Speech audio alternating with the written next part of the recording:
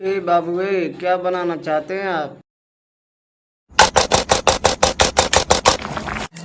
मालिक मालिक आराम से चलिए, हमारी खाल में दर्द हो रहा है।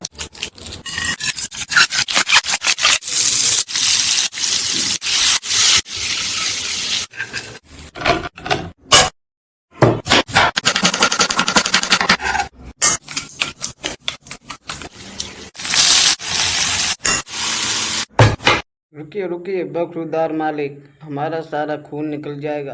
आप बीच में से उड़ा रहे हैं।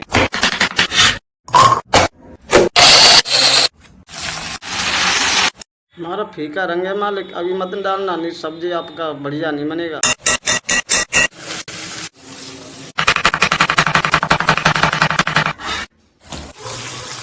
डालिए डालिए ना मालिक, हम पक गए हैं, डालिए।